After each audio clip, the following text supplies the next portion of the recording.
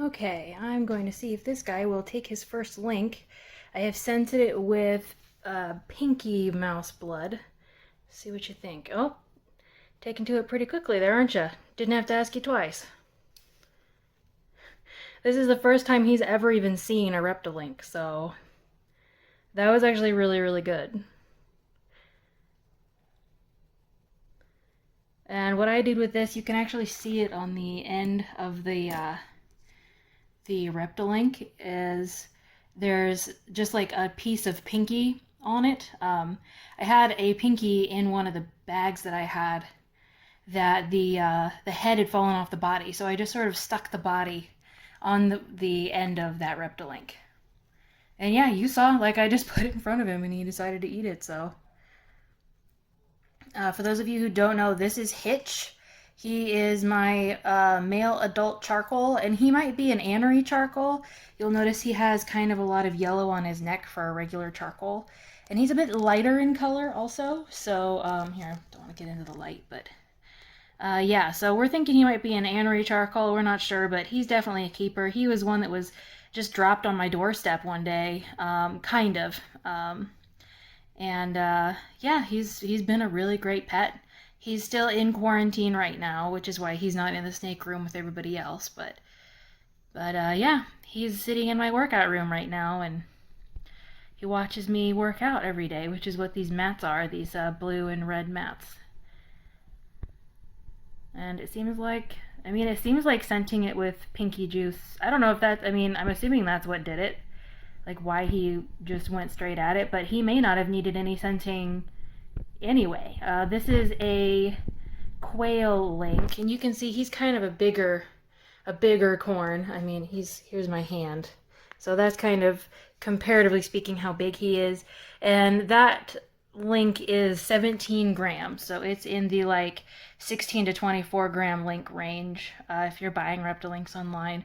And if you want, I have a $5 off code for REPTILINKs that I'll put in the description, so you guys can use that if you want to order REPTILINKs.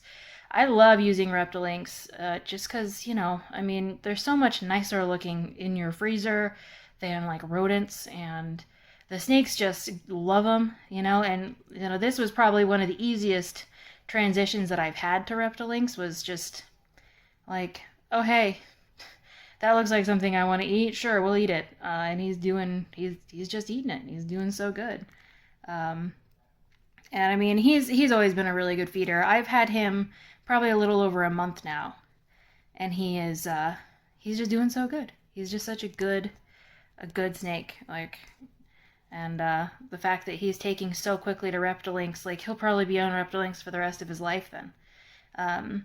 These are kind of larger REPTILINKs than I usually get. You can tell he's kind of having a little bit of trouble getting it down because it is kind of large. He'll get it though. I'm not worried about it.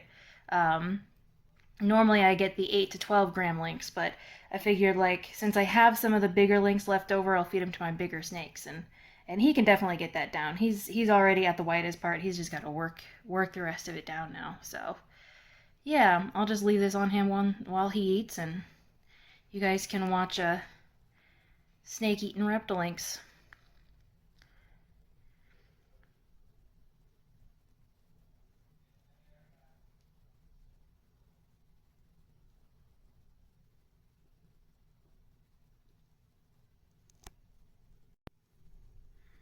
Decided that you guys probably wouldn't want to watch every single second, but now that he's got it almost all the way down, I figured I'd turn it back on so you guys can kind of see him move it down the last little bit there. He rotated him to this side, but he's doing so good.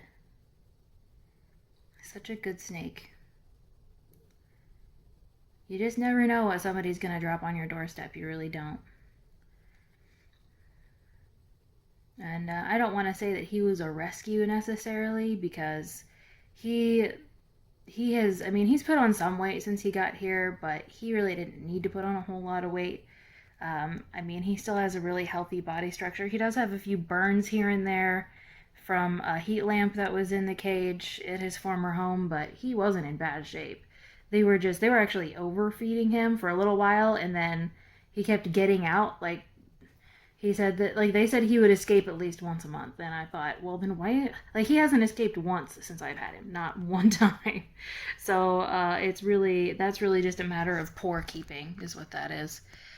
So he would get out, like, sometimes for months at a time. Like, and they'd find him, and then a month later, he'd get out again. So, like, when I got him, he had been out of his cage with no food for over a month. And they just found him, and they decided to bring him to me. So that's kind of his backstory. And since he is at least a really nice charcoal, maybe an anery charcoal, he fits in my anery charcoal project, at least in that much. And right now I don't have a breeding male for that project because the original sire passed away earlier this year. He was really, really old, the original sire of that project. So I now have a male that I can use, at least until some of the little babies that I have are big enough to breed. He's getting there. He's slowly but surely. He has never eaten anything like this. He's like, what is going on?